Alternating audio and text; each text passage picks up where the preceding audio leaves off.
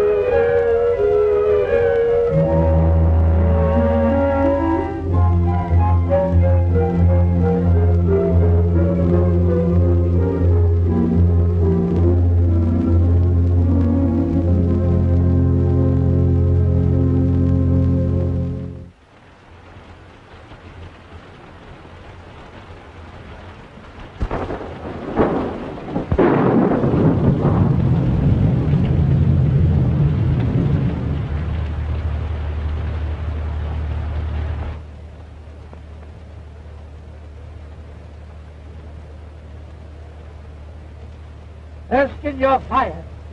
Why, Mr. Wood, what is wrong? You! It was your idea we come up to this forsaken hole over the weekend. If I die of pneumonia, it'll be your debt to society. Mr. Wood, I tried to be a competent secretary, but I have absolutely no control over the elements. How did I know it was going to rain? See, the paper says fair and warmer. That's last week's paper. You're still fired. How much further do we go? Won't be long now, Mr. Wood. Well, it better not be.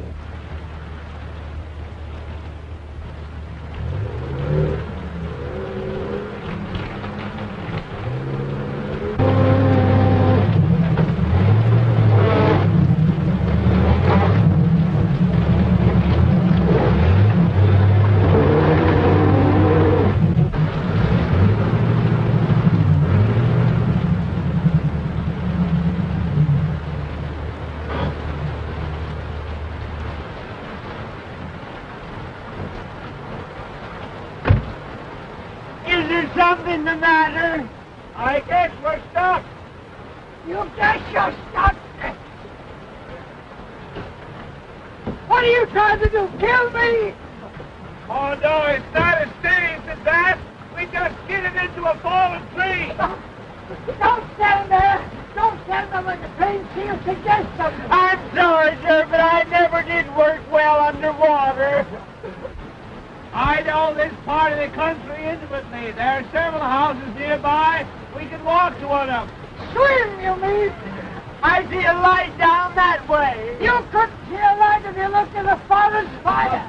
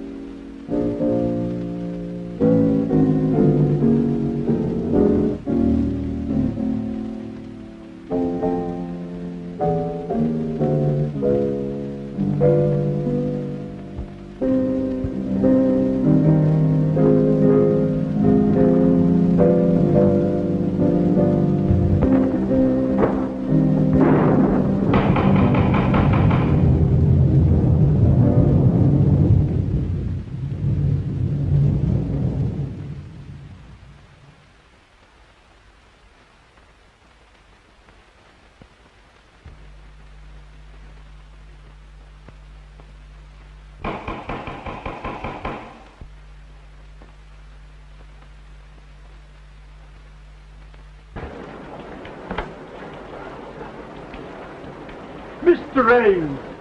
Oh, hello, Caraway. I'm sorry. I didn't recognize this as Dr. Kent's house. Just a moment, Ames. I don't know who this Dr. Kent is, but I'm getting out of the storm even if it's to be the missing link. Coming in, Mr. Ames?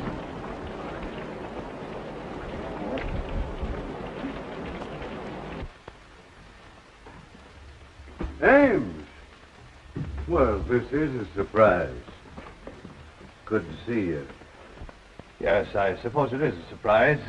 We skidded off the road, hit a tree, and became mired in mud, and yours was the nearest house. Oh, pardon me, Dr. Kent. This is Herman Wood, the famous theatrical producer. You no doubt have heard of him, even if you haven't met him.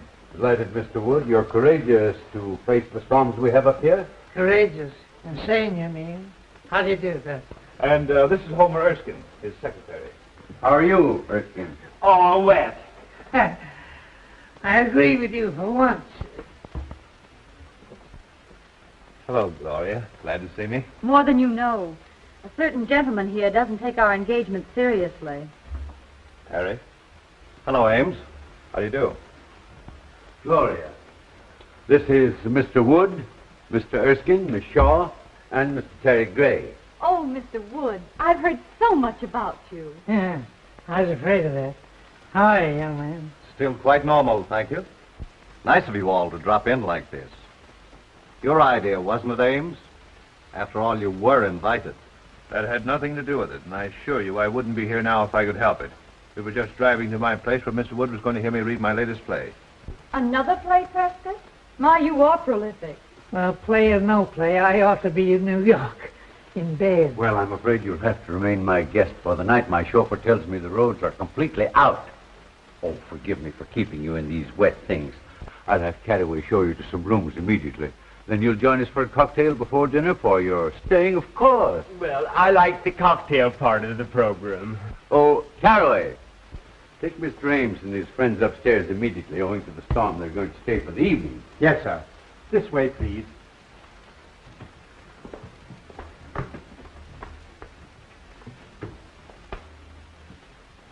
Who are you? Why, you tell her. I'm beginning to be uncertain of everything. Why, this is Mr. Wood. I'm Mr. Erskine's, his secretary. I pity you so much. You're surrounded by tragedy and sorrow. Well, you are psychic, Beatrice. Mr. Wood is the greatest producer of tragedies and dramas in the country. You mean he was?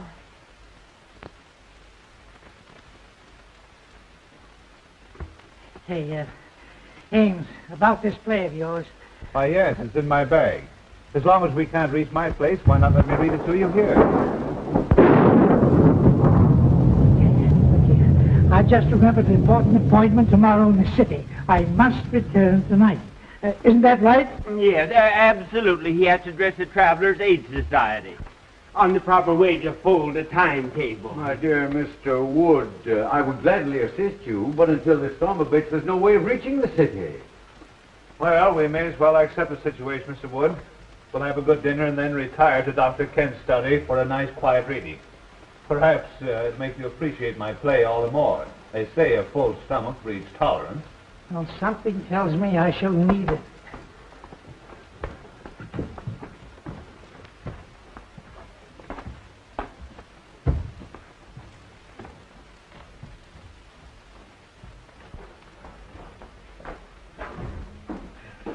Mr. Ames, this is your room. You've used it before. This way, gentlemen, please. This is yours, sir. Right. And this is yours.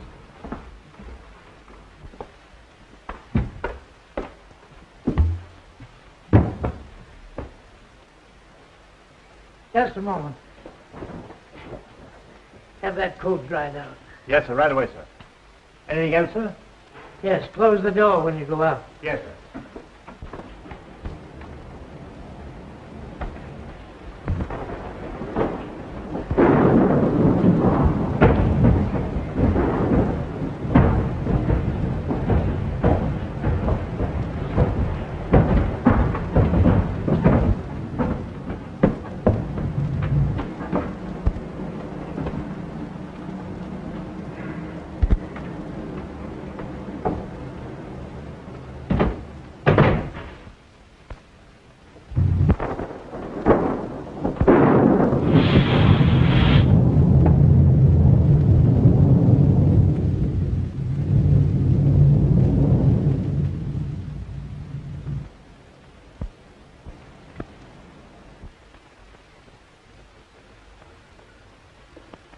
Well, the ghost walks tonight or never.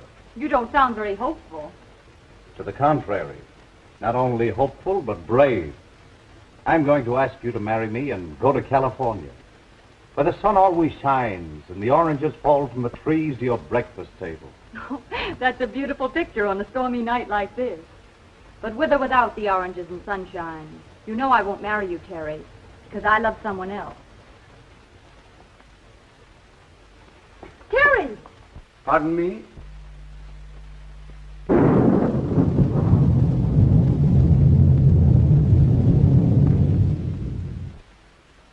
You're not a very easy man to discourage, are you? You forget that Gloria here is engaged to a mutual friend of ours.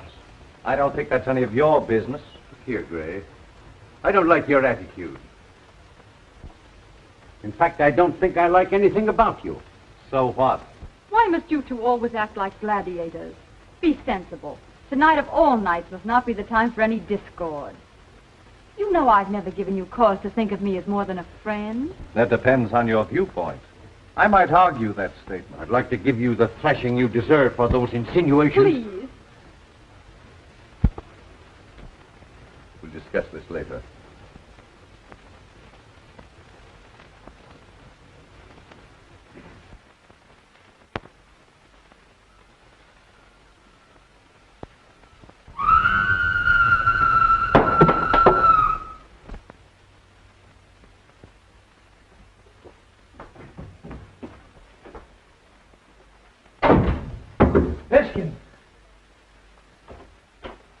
Did you hear that scream? Yes, you sounded like a grand opera star with acute indigestion. Worse than that. Sounded like something on the humor. Oh, pure imagination. If I allowed a noise like that to scare me, your voice would have killed me long ago. Look here. Are you trying to insinuate I'm afraid? I'm just nervous, that's all. What kind of a madhouse is this? Oh, don't be so excitable. It's probably your liver acting up again. Have you your pills? My pills. Any of you folks here scream? Yes, it frightened me too. Yes, I can't understand where it came from. Tell them where it came from, Ames. You've heard it before. Why scare your friends unnecessarily? Perhaps you're right. Any scream you may have heard probably came from Beatrice's room. She's Dr. Kent's patient and Mr. Gray's sister. You met at the foot of the stairs. She's just a little irrational at times. Well, as far as I know, it's nothing to worry about, simply emotional outbursts. Don't you just love a night like this? This old house seems to belong in the rain and thunder. I read a book once about an old, old house, and oh, I don't know how many murders happened on just such a night as this.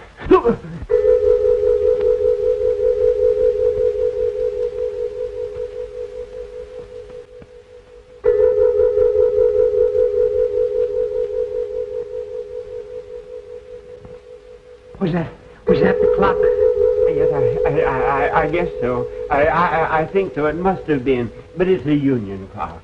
What do you mean? Well, it strikes any old time.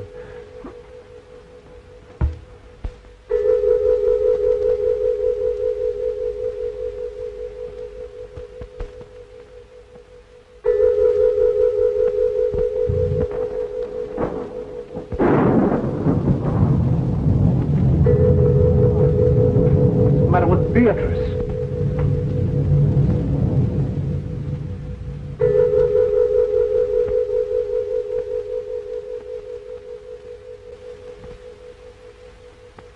Yes, John. I am waiting for you. I am waiting.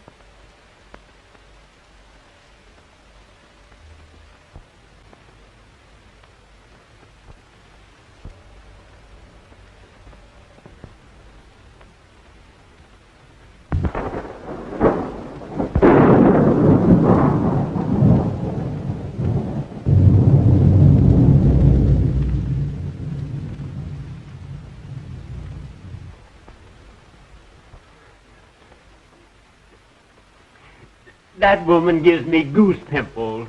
I've seen saner people than her in asylums. I'm sorry this had to happen. Beatrice's spells are unnerving to a stranger, but after one gets to know her... Know her? Say, if I never see her again, I'll be satisfied. Now, if you'll be so kind as to find some method for me to leave this house, see that I take it. Oh, Prescott, we couldn't let you do that with your friends. I think your friend is unduly alarmed, Ames. Oh, is that so? Well, who asked you? He has high blood pressure. He should calm himself. Oh. If Beatrice's actions are nothing to fear, she simply dwells in the unknown. As her attending physician, I can speak freely. The girl suffers from hallucinations and the shock of a tragedy that occurred in this house 3 years ago this night. Mr. Ames remembers that night very distinctly, no doubt. That's why he shuns my house. Dr. Kent, I see no reason for making my sister's grief public talk. I'll bet the doctor's going to tell us about some terrible operation. That ought to be cheerful.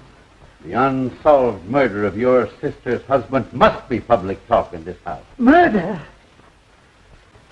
I have taken notes on her actions since that night, and each year, at this hour, the flutter of that sound is heard, and she has acted as though the spirit of John, her dead husband, had returned to her. That's all there is to her. Erskine, we're leaving. Dinner is served, sir. No, we're not. Ghosts or no ghosts, we're eating. We're leaving. You're disobeying my orders. No, I'm not. You fired me an hour ago.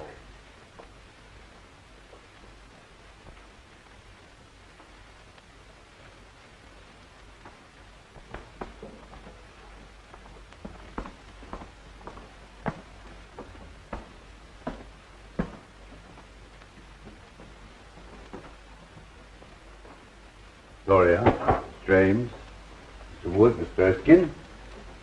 Hope you're all as hungry as I am.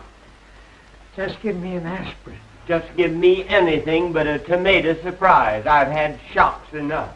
This is about as cheerful as an undertaker's picnic in a cemetery.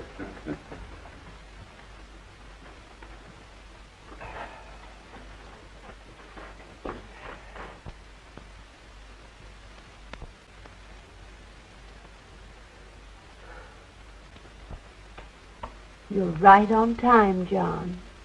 I was so afraid you might disappoint me. Mr. Wood, I think you're right.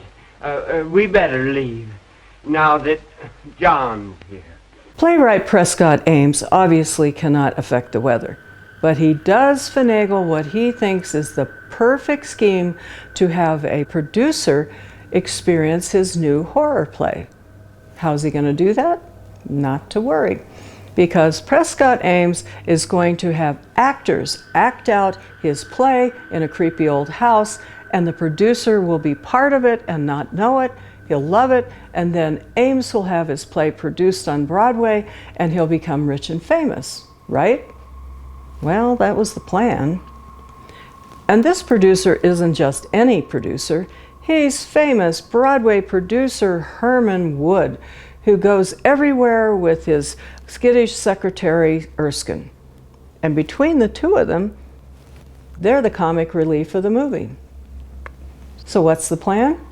In addition to the actors that Ames has hired, is his fiancée Gloria, who is lusted after by this jerk named Terry, who just won't take a hint when she gives him the cold shoulder, but he just keeps coming. The house that they're in is owned by psychiatrist Dr. Kent, who is treating Terry's psychic spooky sister, who floats around with diamonds and dead animal tails hanging off her dress. And she sees death and destruction all around the producer, and she says that she's in contact with her dead husband, who was killed right there in the house. And this is the anniversary of his death. And she expects him to show up and tell everyone who killed him. And then the wonkiest old grandfather clock chime goes off. They all go into dinner. Her husband's chair mysteriously pulls out all by itself, and she welcomes him. Yes, Deadly. A cocktail right now to help me through this movie would be just great.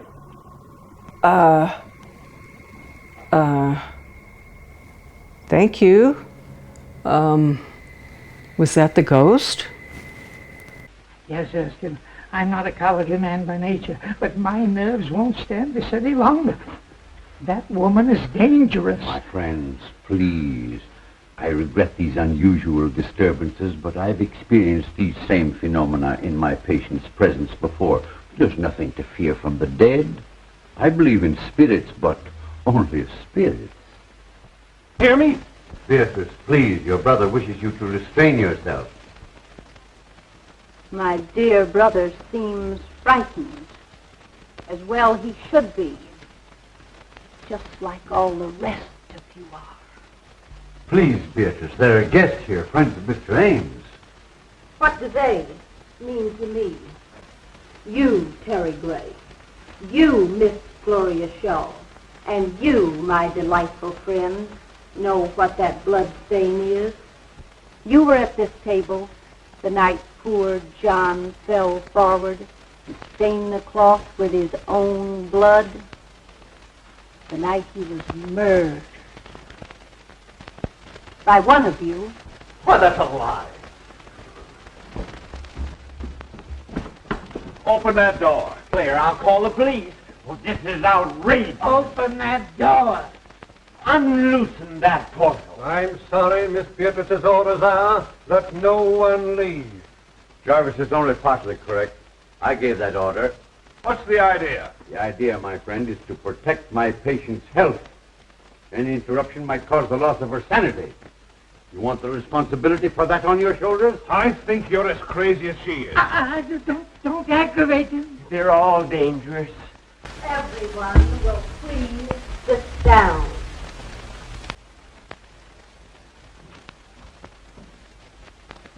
You can't frighten me into anything. I don't know who killed your husband. But I believe your brother can tell you. I thought you'd try to insinuate something like that, and I'm glad you did. Now I can voice what I've suspicioned these past years. You were jealous of John. You wanted to marry Beatrice for money. You, a penniless hack playwright. She preferred John, and you killed him. There's always been insanity in your family. Wait. He's right. I, too, always thought you killed John. You're unscrupulous enough to have done it. That's enough of that kind of talk. You aren't free from suspicion either. As John's cousin, you inherited more money from his death than I did. How dare you say that? I can't listen any longer.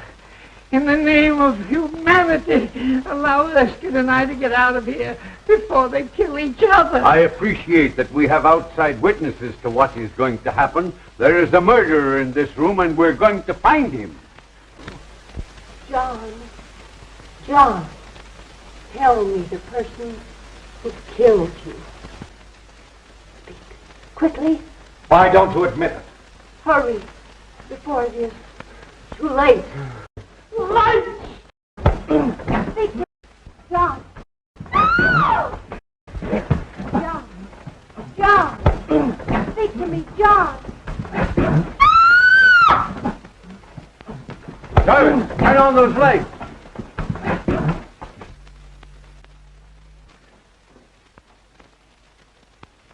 Why, where's Beatrice? Why, I don't know. Dr. Kent, I demand I be allowed to leave this room. And I'm with you. Remember my years of devotion to you. Divided we arrive, but united we leave. Of course I'd give anything in the world if this hadn't happened. Jarvis, open that door. Oh, Mr. Wood, I'll see you later. You'll not see me later. Not for a month, not for 10 years. I'm getting out of here.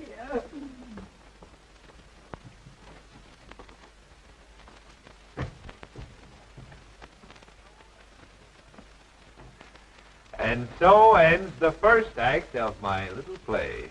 Oh, darling, it was wonderful. Well, we certainly scared those two. Nelson Wood's famous for his temper. Isn't it remarkable how they reacted almost exactly as you had written them into your play? I'm tired, and we've 2 more acts to go. Well, you're as clever a group of actors as I've ever seen. And I've got Glory to thank for finding you. Didn't I tell you they were troopers? You don't think we frightened them too much, do you? What's the difference? It's a bloomin' aura play, ain't it?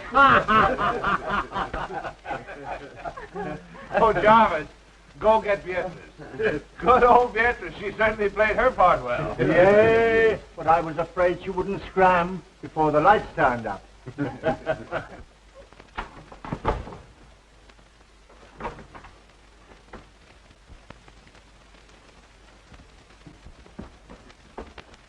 Beatrice, are you hurt?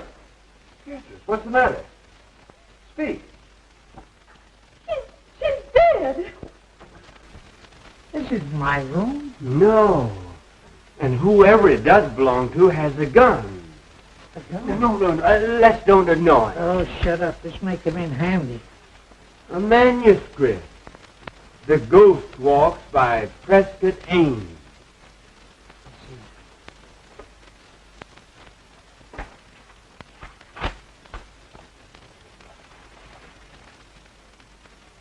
As the group seat themselves at the table, the vacant chair also moves out as if an invisible person was preparing to sit down. All eyes are on the chair. As the vacant chair slides back to the table, Beatrice addresses its invisible occupant. Beatrice speaks. You are right on time, John. Esther, we've been witnessing a dress rehearsal of Ames's horror play. You mean all those scares were part of the play? Certainly. Here, let's try it again. Here, listen to this.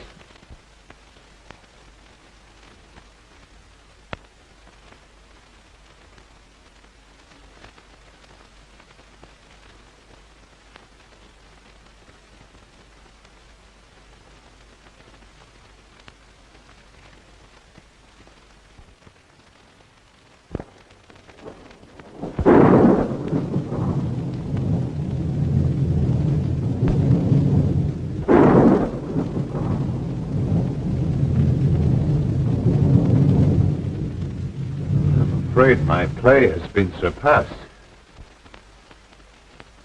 We have a real menace in this house. Well, there was no one in the house but us, and we were all in the dining room. I know I was. That's right, because I was struggling with you. I was sending you the light switch. Yes, and I was at the table, as you all know. I was playing ghost. I was all over the room. But I didn't do it, I tell you. I didn't do it. Of course you did. Now, don't lose your head. Don't any of us. A death-like face slowly appears in the dark, ghostly white and pallor. The face seems to float as it reaches the table. Beatrice, hysterically. John! Lights out. Everyone remains where standing with the exception of Beatrice, who disappears through a door in the kitchen. So they thought they'd impress me with their phony theatricals, eh? Me, who staged the burning of Rome while the gladiators were being gored to death in the animal pits. I wasn't scared a bit. Neither was I. So, what are you doing under the table? Well, I was looking for you. Ridiculous. I hate cowards. When we get back to town, remind me to fire you.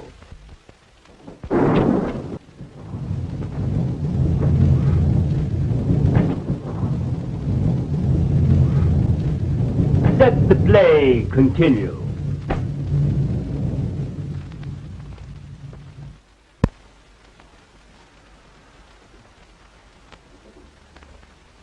Now that the play is over, I'll have to tell Wood what's happened. Here he comes now. Huh. Still making merry, I see. Well, we thought we'd come down again. It's too quiet upstairs for us. Yes, we were used to shrieks, sirens, and suicide. Yeah. Why, what seems to be the trouble? Has Miss Beatrice been found? Yes, she has been found. Dead. Is that so? No, I mean, it can't be. It's impossible. What are you talking about? Mr. Wood, I'm trying to tell you that Beatrice is dead. Beatrice is dead. I don't believe it. Let's put this whole thing straight to you, Mr. Wood.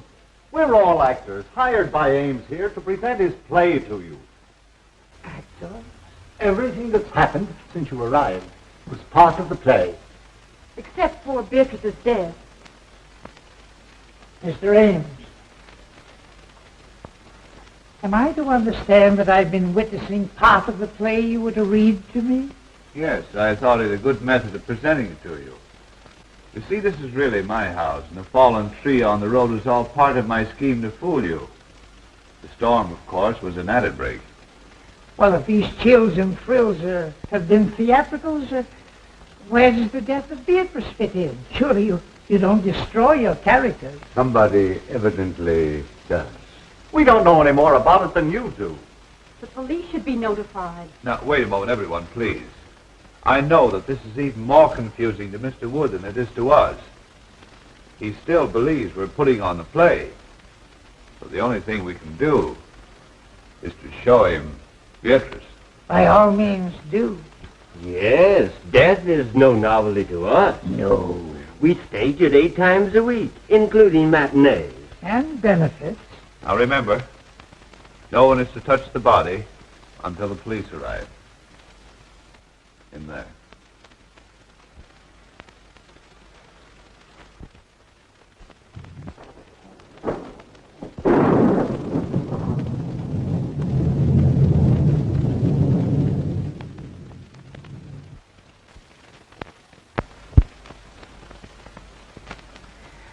Well, where is she? I don't know. What could have happened? Well, you ought to know. You're the author. Impossible. I never heard of it. The place must be closed. We ought to get out of here. Where can she be? Perhaps he just stepped out during intermission. Gentlemen, this is too serious for joking. She was on that divan 10 minutes ago, dead. You've got to believe it's for your own safety. Oh, and you think we're all in danger? We most certainly are. We've got to search this house and find Beatrice and the person who... I wonder who that could be. Well, we'll never find out until we answer. I will. We all will.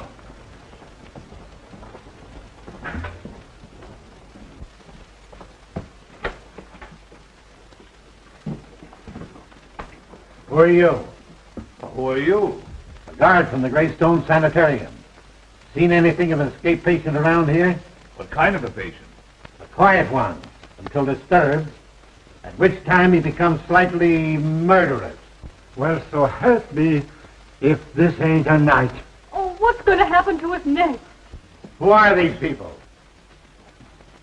I didn't know anyone was living here until I saw the lights. What makes you think you came here? Empty houses make good hideouts. I never saw or heard of anyone living here in the past few years.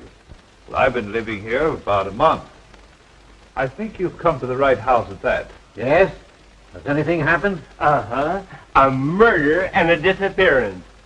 What are you winking about?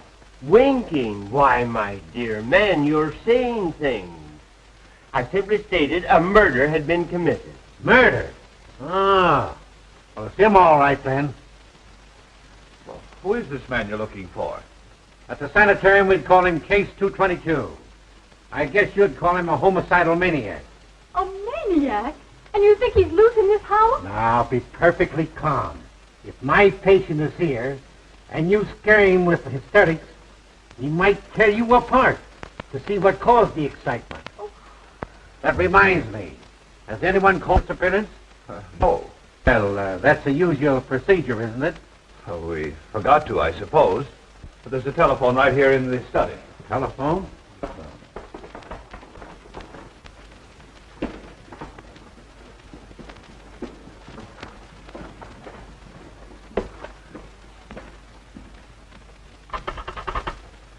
Hello? Hello?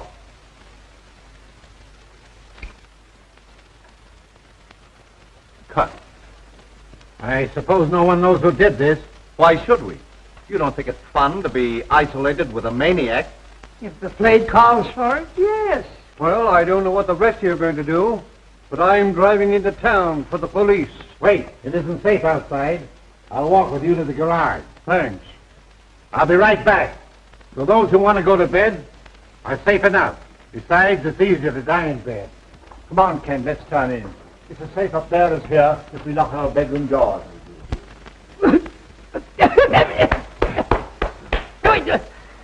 What's the idea? Why, you're choking terribly. Well, can you do any better? So everyone's in a tizzy because they think that Beatrice's dead husband John's ghost is in the dining room with him. So Dr. Kent orders the butler to lock the door and lock them all into the dining room for her sanity. What do you mean for her sanity? What about everybody else is freaking out about now? And then the shouting starts. Terry accuses Ames of killing John. Beatrice accuses Gloria of killing John. And Dr. Kent says that the killer's in the room right now, and he's going to find him, and he's going to pay. And then, boom, the lights go out.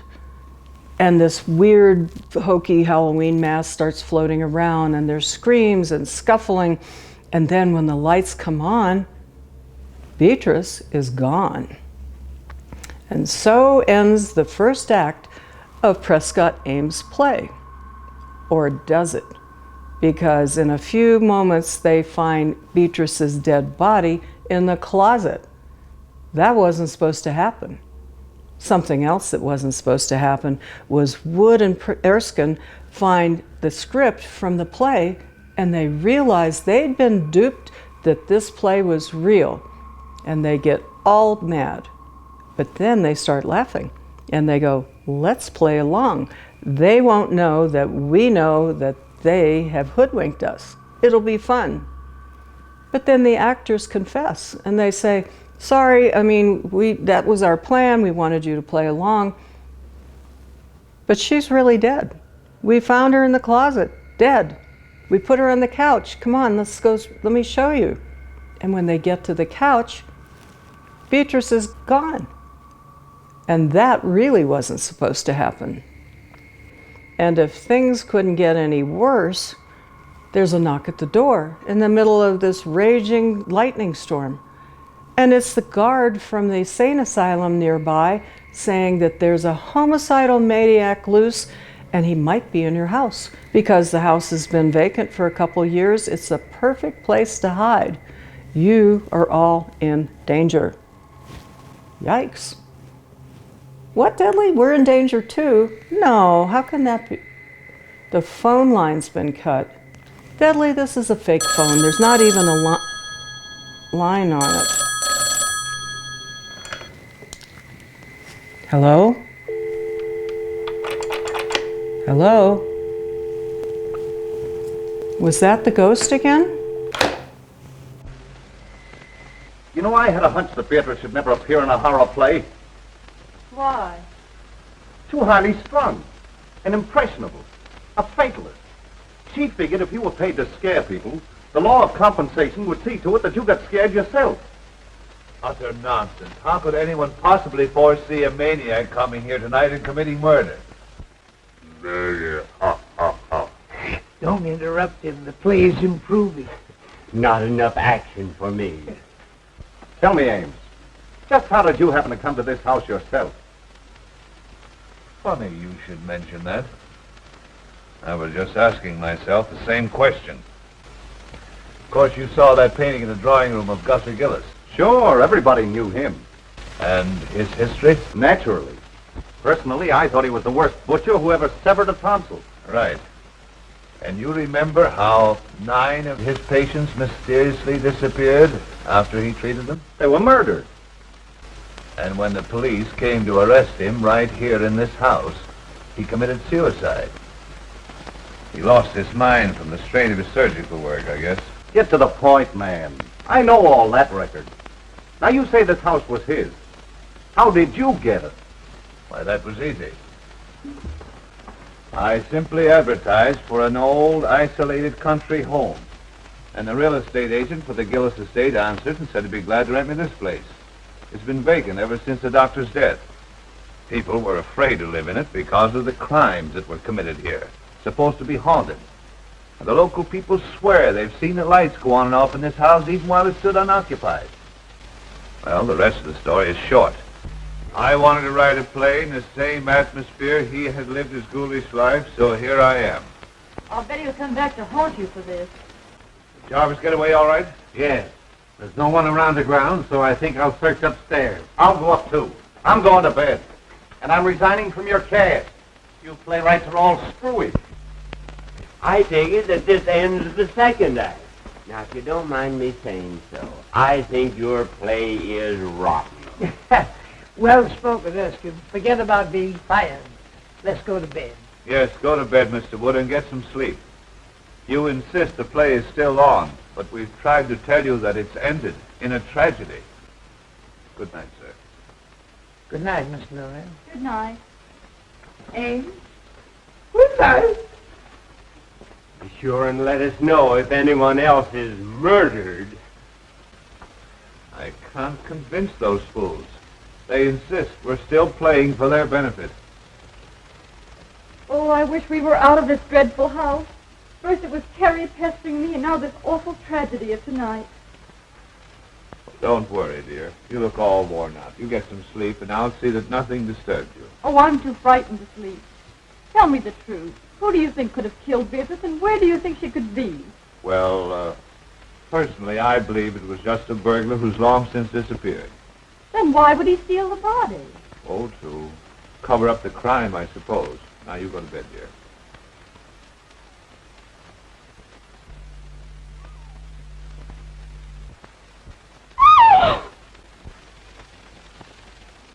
Hey, Gloria, what is it? You poor kid, your nerves have completely gone.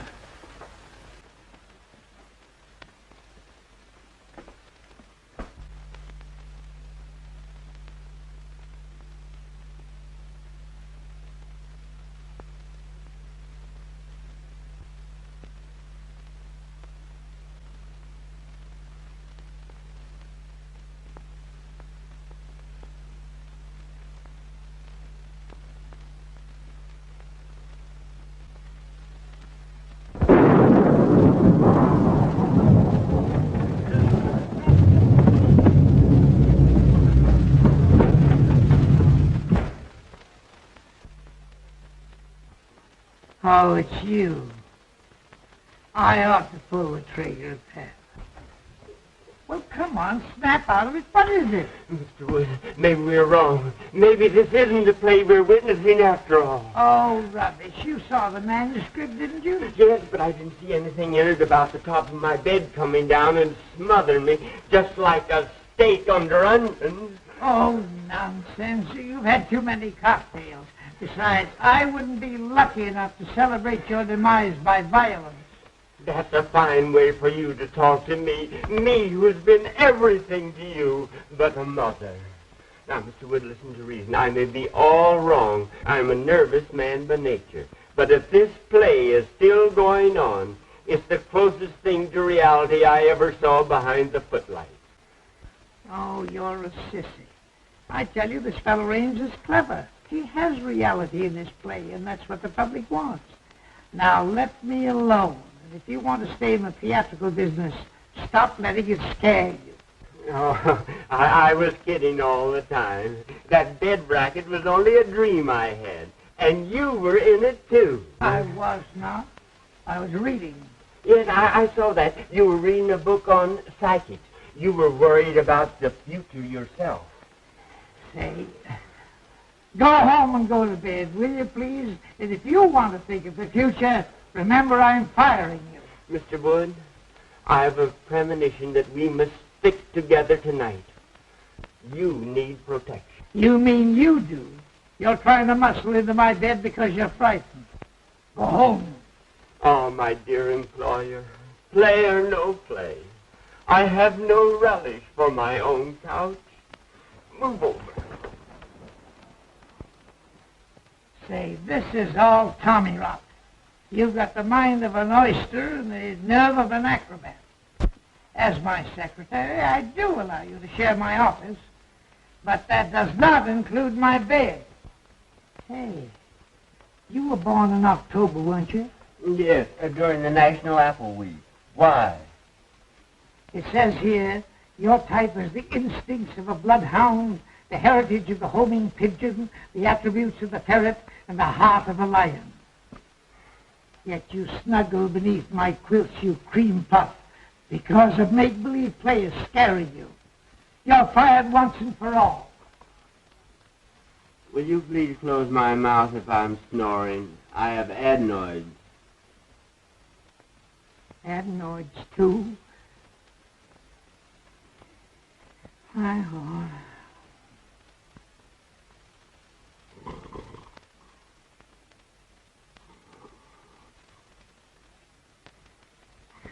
Homing pigeon, ferret, lion.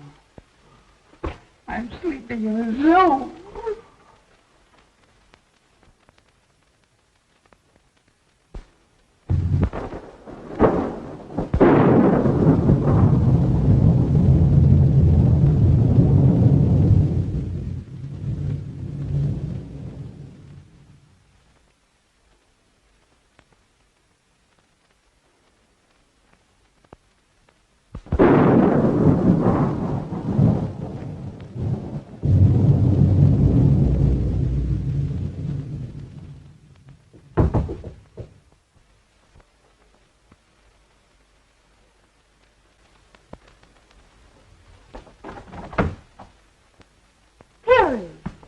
I was worried about you.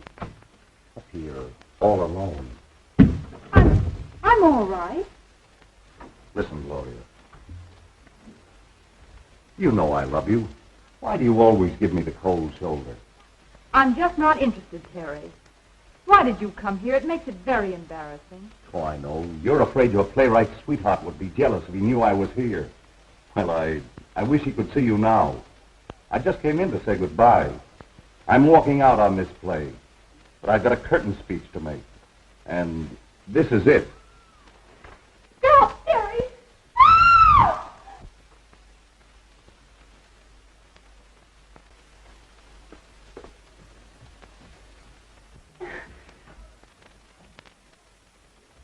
Gloria!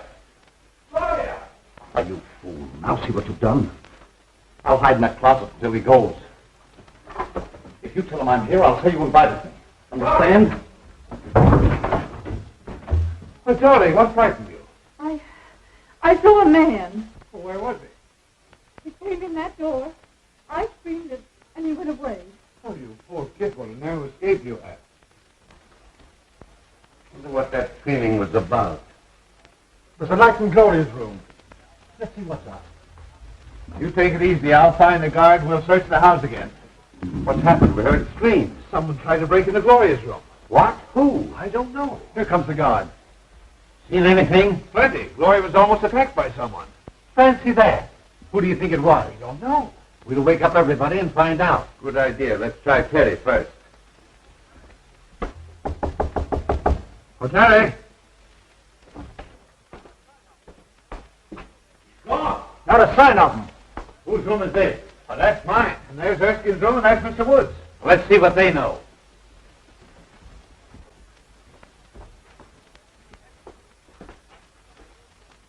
Empty. Darn the luck. I wonder if that maniac could have... Try Wood's room before my mind snaps to. Eh? Oh.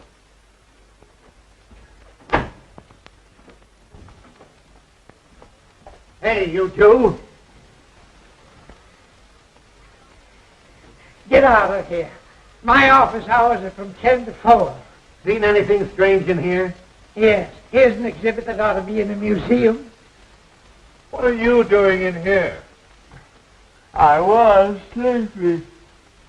Is the play on again? No, we're just having a roll call. Well, consider us absent. Terry. Terry, come out.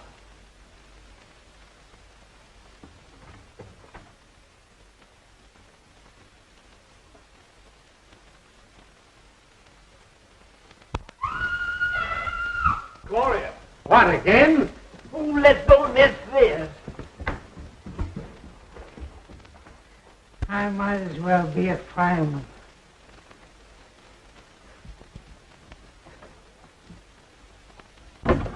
Gloria, what is it, dear?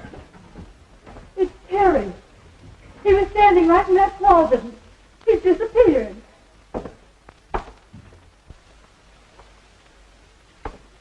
Well, what was Terry doing in your closet? He was hiding. From whom? Why, Oh, pardon me. Oh, no, please let me explain. It isn't necessary. I think I understand.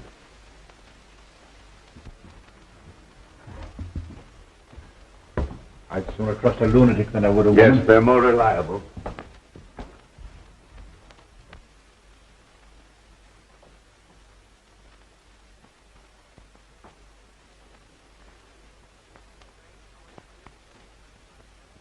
Strange how anyone could disappear from behind a nightgown.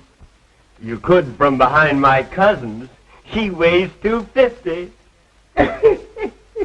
Are you winking at me again? Say, let's go down and get a drink. This isn't a horror play, it's a bedroom farce.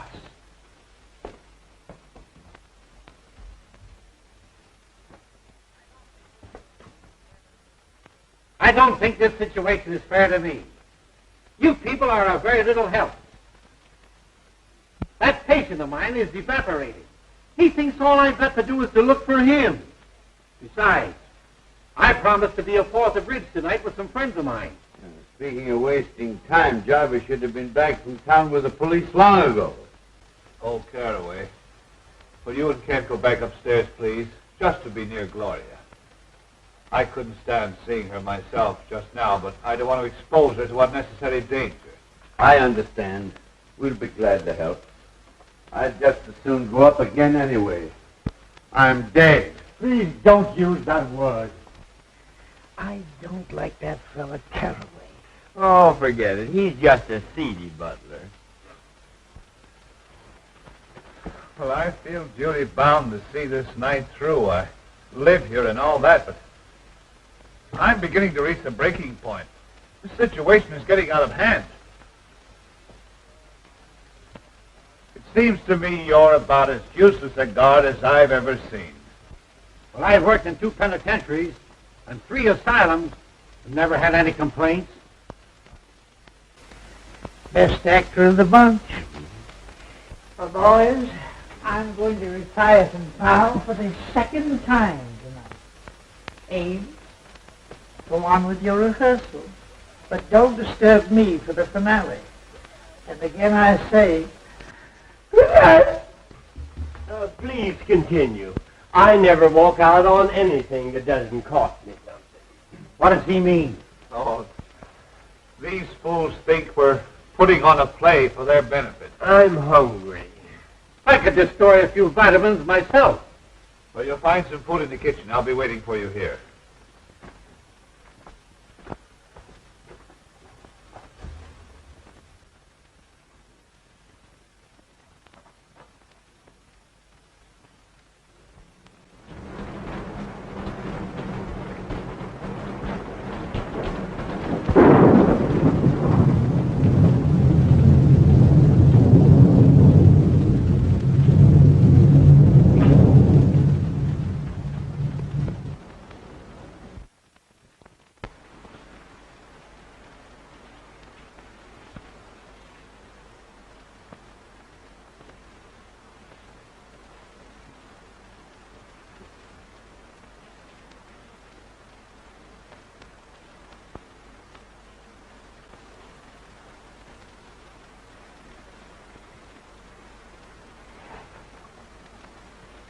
Well, it turns out that the house that Prescott Ames rented had previously belonged to a demented doctor who had done all these questionable surgeries on people, and 9 of his patients mysteriously disappeared.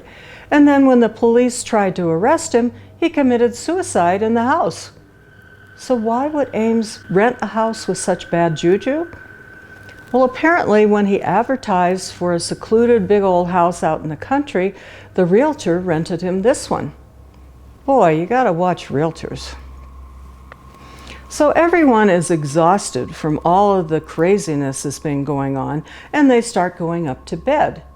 And then more spooky stuff starts happening. I mean, Wood and Prescott still think the play's going on, so they're laughing and joking about murder and dead bodies until the canopy on Erskine's bed drops and tries to smother him. So he jumps out of bed, runs to Wood's room, and is so terrified, he jumps in bed and hides under the covers. Good thing Wood had a gun. And Gloria, when she sees the bookcase swiveling, she screams and faints. And later in her room, she is so terrified she can't sleep. So she's pacing back and forth in her room, and then this bodiless hand comes out of the closet, and before it can get her, horny Terry comes rushing into the room and tries to attack her. And she screams again. But for some reason, she hides him in the closet. And that bodiless hand grabs him and pulls him into the secret passageway. And then Gloria discovers Terry's gone. Well, at least he won't bother you anymore. But then the bodiless hand comes out and chloroforms Gloria and kidnaps her. And where's Jarvis? He left hours ago to get the police. Oh, what are people gonna do? Well, folks, if you hadn't guessed by now, this movie is a wacky parody on the old dark house movie genre, complete with all the spooky tricks, right down to the portraits with the peepholes in them. And Deadly, what are you doing with a portrait with peepholes? You're spying on the people just like in the movie. How can you do that? You don't have any eyeballs.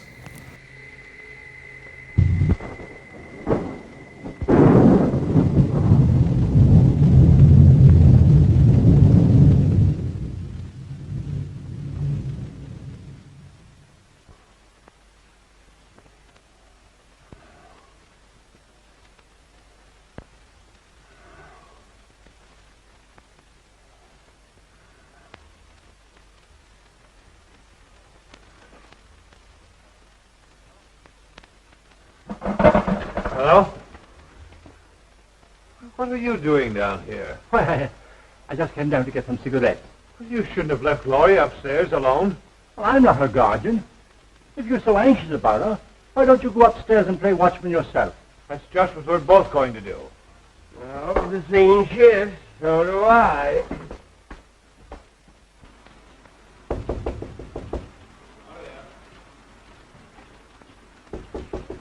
Gloria?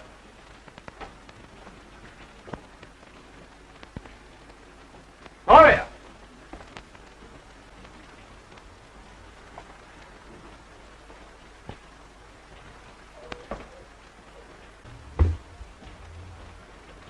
This is all your fault. I told you not to leave her alone. We'll arouse everyone. Oh, Kent! Mr. Wood! He's probably in his room. I shouldn't cue you, but here comes Kent now. Oh, Kent! Yeah? Gloria's disappeared. Huh? Say, have you been out in the rain? No, why? Well, whoever stole Gloria took her out of the window into the rain. Funny that you should be out of your room and then appear all wet. I don't like your insinuations, Mr. Ames. If you must know, I couldn't sleep. I was going to take a bath in the tub and turned on the shower by mistake. That's what I would call a watertight alibi. Maybe Mr. Wood knows something.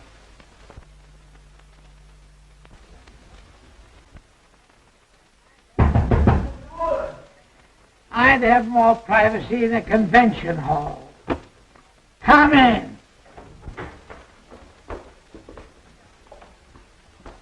Mr. Wood, some gentlemen to see you. Have you seen Gloria? She doesn't seem to be here. Why? Gloria has been kidnapped. Goody, goody. I say, that's beastly rude of you. They accused me, but I think Teddy's the guilty one. He's gone, too. They've got to search the whole place over again. Get up and see the fun. It's better than looking for a good candidate before an election. Not me. I'm staying right here. Now, if they don't stop this fool play and get out of here, I'll rid the world of the entire cast. All right, stay here. I hope you're the next victim.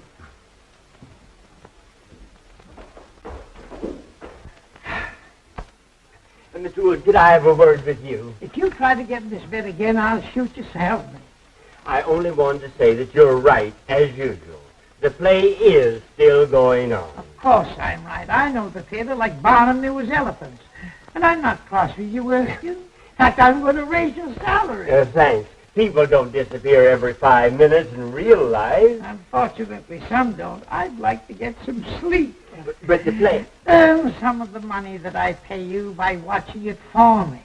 Why, I thought you fired me. Not till we get back to town. Now, shut up and get up. But... Guard! Guard! Huh? What do you want? Fine help you are. Gloria's been stolen. You're standing around here eating chicken. Well, one must eat occasionally. What makes you think the lady was stolen? Rather an antiquated way to acquire a woman, isn't it? Oh, shut up. Her window was open. She must have been taken out of the house. I'm going to search the grounds. I'm with you, Wayne. Hey, you. Come here. Where's your friend? If you mean my honored employer, he's upstairs in bed. I think I'll go up and look him over. There's something queer about you both. He winks at you and you wink at me. Heh. And I don't like it.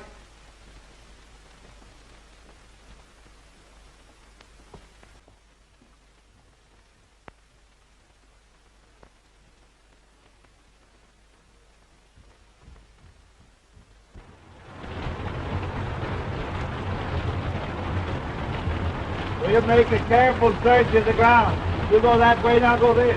We'll search for the house, and I'll meet you front. Right.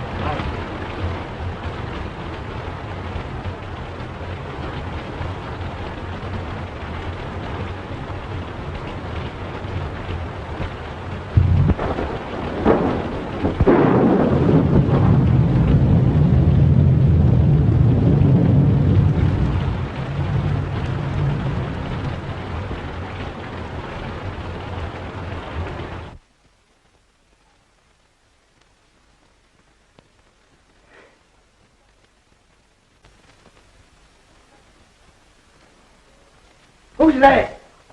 Only me. Oh, my old friend from the insane asylum. Come on in, sit down. Make yourself at home. Everybody else has. Hey, look here, old man. Pal to pal, you're not really an asylum guard, are you? No. How did you guess? Yeah. You can't fool an old-timer. You know, you're wasting your talents here. You're too good for this stuff. The whole world knows that. I said good, not perfect. Like that play. You know, I've been thinking that over. It's mighty darn gripping. I think it's pathetically bad. I'll have no part in it. Are you under contract to Ames? Me? I should say not. But I'm ready for a presentation now that will astound the world. I believe you are. I'll bet you'd be a sensation and a good part. And I'm going to give it to you. Herman Wood, the man who has given more stars to Broadway than Edison has electric lights, will star you personally in an extravaganza. Splendid, splendid. Oh, are you busy Thursday? Let me see. No, I have nothing planned. Good. Come to my office next Thursday and we'll sign a contract. Splendid. But you should see me work first. Well, what are you doing now? Wasting time talking to you. Come with me, and I will show you real dramatics. Are you kidding? I never joke. I will show you drama. Stark, throbbing drama, with a master touch of comedy. By golly, I'm with you. Just wait till I get my slippers. Don't forget, Thursday. Come.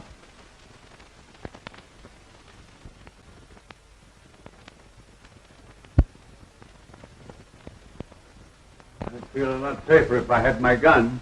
Where is it? Home. That's okay with me. Let's go over to your house and hang around. It'll soon be daylight. Thank heaven. James.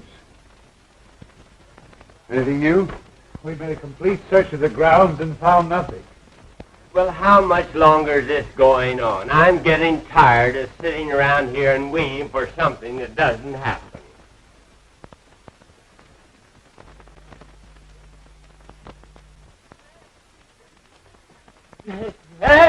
I missed the picture. It's alive! It winged!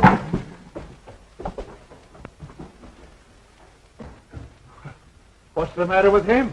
He must be balmy.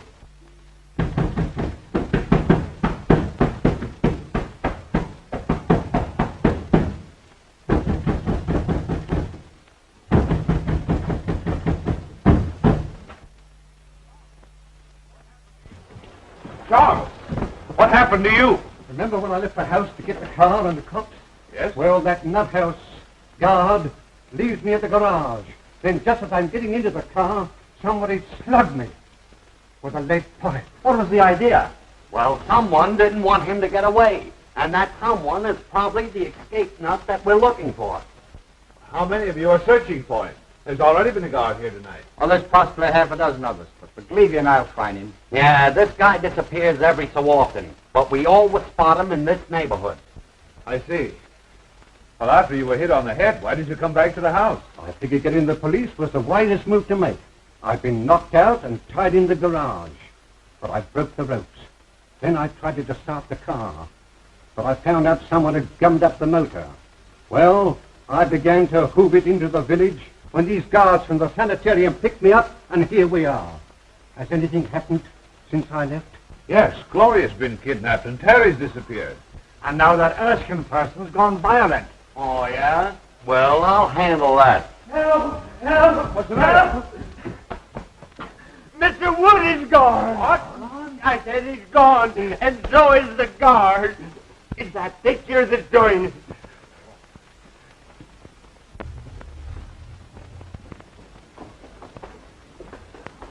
Oh, what's the matter with it? Its eyes moved. It glared at me.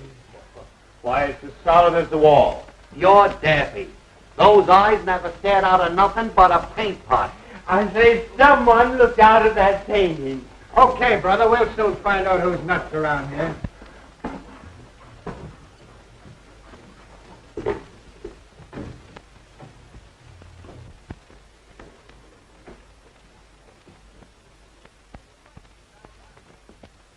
he's right. These eyes are phony. What'd I tell you? Now who's that? Hey, there's a passageway back to this. A passageway?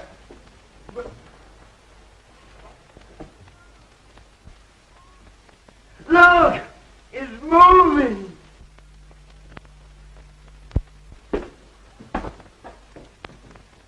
That's how Beatrice disappeared from this room. Well, I'm going to find out where it leads to. I'll go with you. Be careful. It looks dangerous.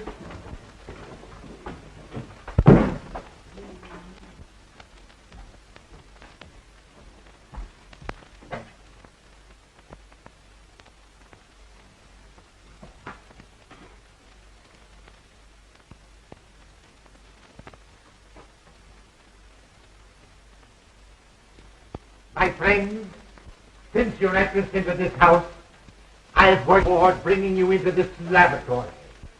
Years ago, a famous surgeon lived, worked, and studied here. His name was Guthrie Gillis.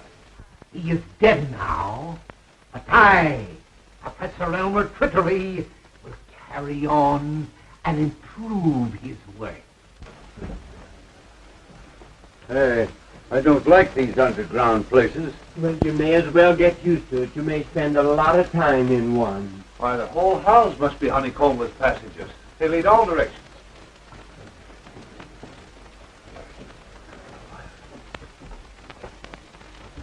I am the greatest genius you have ever seen.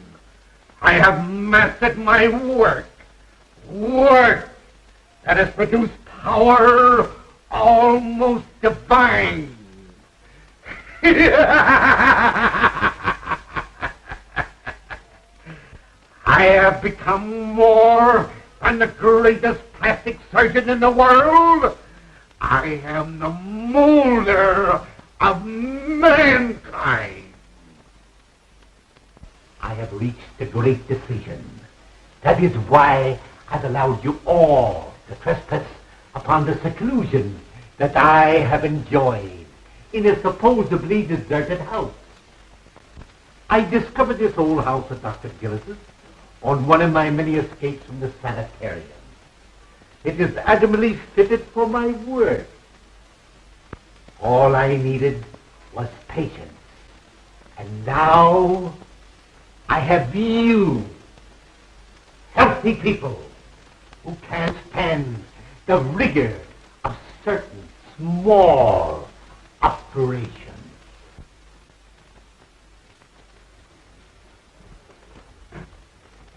Now, wait. This looks like a door.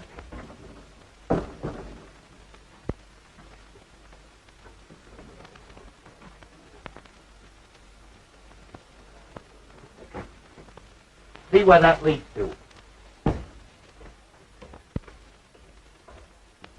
This patient you're looking for, is he violent? Sometimes. He almost killed a guard tonight when he stole his uniform. Oh, and he winked, didn't he? Leads into an open room with a swinging bookcase. Then Gloria did see something in that study. We've got to find her before anything happens to her.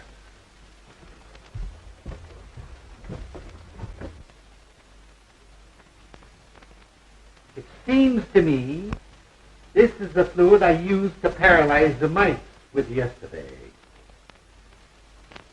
I think I meant to use it on your friend Beatrice. But somehow I became somewhat confused. So now the poor girl is dead. Forgive my stupidity. I will be more careful to see that you don't suffer the accidental death she did.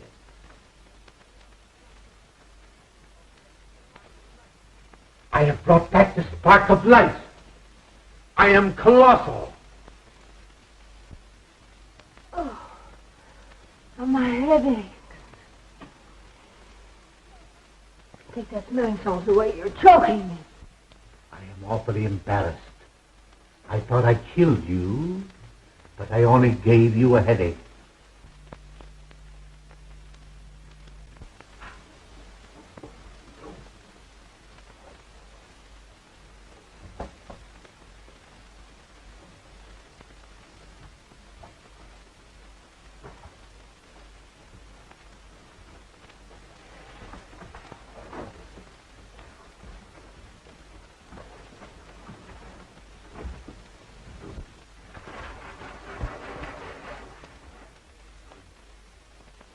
I ask your indulgence in looking at this chart.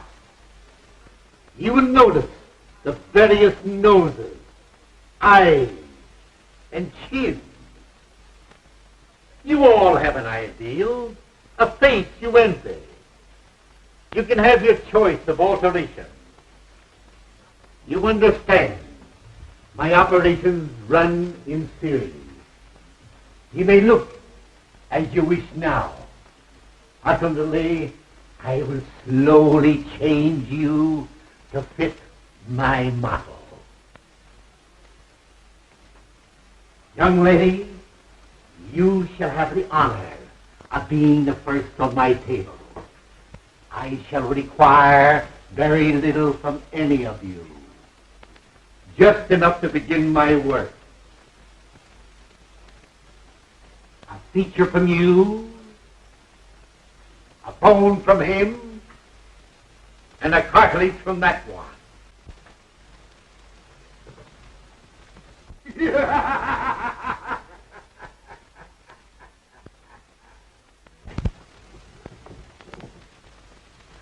It's the guard. It's Professor Twiddly, the guy we're looking for. Then he's the nut. Well, he's dangerous. Let's get him. Wait a minute. Better not get him excited. I know how to handle him. Hello, Professor. Why, Mr. McLeavy, what are you doing here? Can't you see I'm busy? Sure, but you've got to come home with us. It's important. Home? Is there anything wrong? Why, don't you remember? You operated on your old friend Julius Caesar a couple of days ago. Did I now? Sure. Funny, I forgot. How'd it turn out? Not so good. That's why we have to hurry back. You see, he got tired of his Roman nose, so you grafted on a new one. But you put it on upside down. And on rainy nights like this, the poor fellow can't go out for fear of drowning. My. We'll return at once. Poor Caesar must be miserable.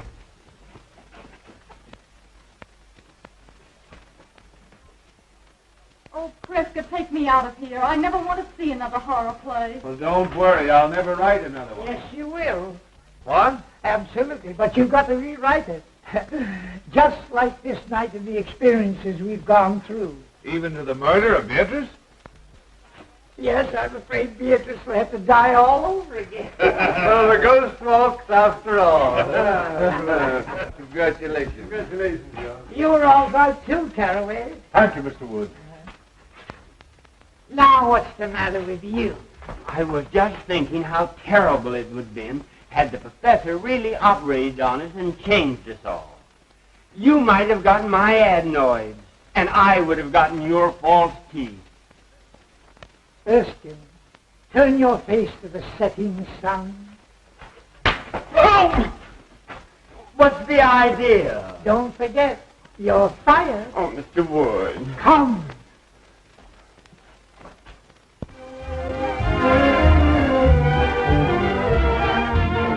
So there you have it, another monochromatic movie marvel, and kind of creepy and stupid at the same time. This movie teaches me that just because you want to fool a producer that the dress rehearsal of your play is real, doesn't mean you should. All kinds of bad things could happen.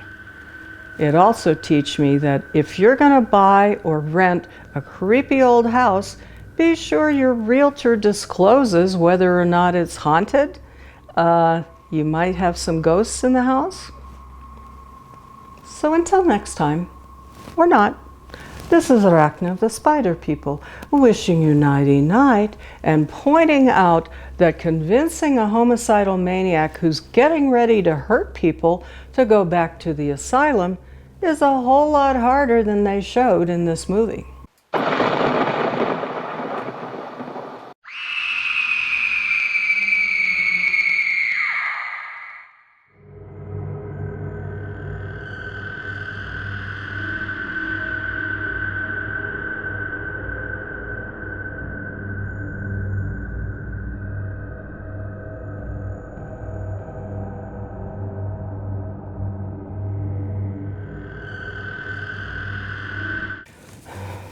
You know, Dudley, this old couch is getting really lumpy.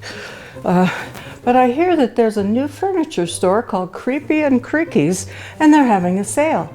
Let's go down and take a look. They've got to have something better than this. And let's go before it starts raining, okay? You know, Dudley, it wasn't raining this hard when we left the house. But now we're here, so I guess we should go shopping. But how do we get in? Oh, I guess we push the button. Yes. Hello. We'd like to shop in your store. Do you have an appointment? No, we don't have an appointment.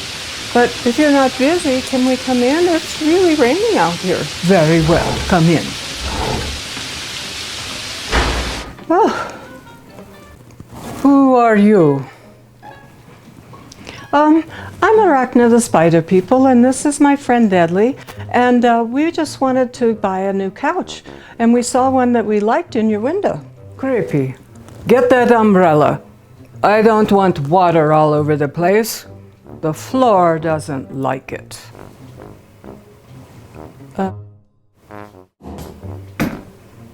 Thank you.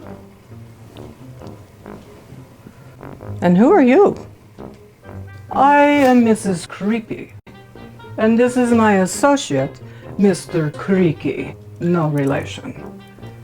We will accompany you through the store as you shop. No thanks. We've not been in here before, and we just thought we'd look around. No, no, no. You must be accompanied for your safety. Are you saying it's not safe to shop in the store? I didn't say that. This is a very exclusive store, and some of our merchandise, shall we say, has a mind of its own. You are safer with us. Plus, we own the store and we want to watch you. We just want to buy a small couch, nothing fancy, and as you say, nothing unpredictable. A plain old couch, Well, couches are relegated to the back of the store. If you want one, follow me.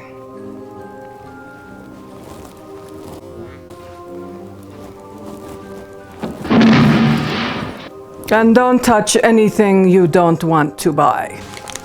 Wow, look at that old canopy bed. Don't touch the furniture. You break it, you bought it. Oh, Deadly. Oh, are you okay? Keep your hands to yourself, all right? Miss Creepy, you have a fight going on in the store. Those are the souls of the people who were killed at that table. Once a year, they reenact that sad event. Someday, someone will buy that table, and they'll inherit those spirits. Can't wait for that day. Make a note, Creaky. We have party on that day.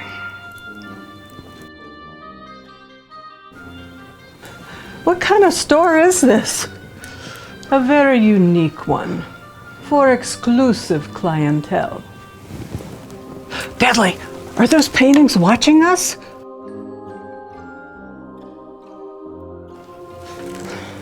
Ooh.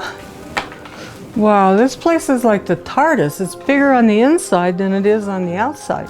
I heard that. Yes, we do have a TARDIS, but you couldn't afford it. Yeah, if we had a time payment plan, we could afford it, like forever. Deadly! Deadly! Are you okay? That trapdoor hasn't been working right. Creaky, remind me to get that fixed. Why do you even have a trapdoor? More people than you would imagine buy them. I don't ask questions. Oh, Deadly, I have a bad feeling about this store. Here we are at the back of the store where the couches are. Oh, finally, the couch department. Well, you don't have much of a selection of couches in your store. Yes, this is all the couches we have. They're hard to keep in stock. They literally fly off the floor. See? Oh, look, there's that couch that we liked in the window. I'm going to try it. Don't sit on that couch. Whoa. What the? That is a virtual couch for Zoom meetings.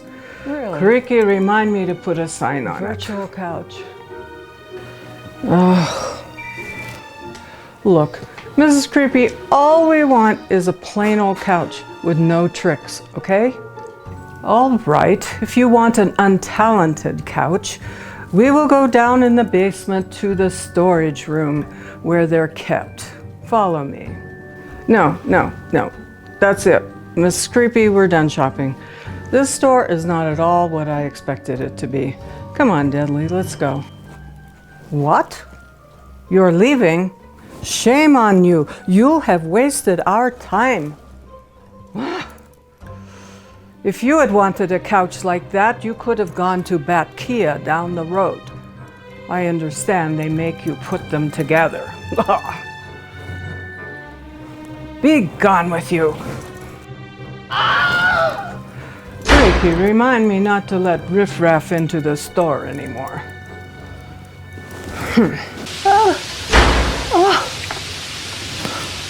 How rude.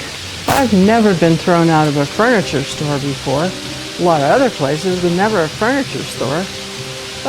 And into the pouring rain. Oh. Thank you. Who knew that shopping for furniture was going to be so weird? Remind me to give that store a bad rating. It was like an insane asylum for furniture in there.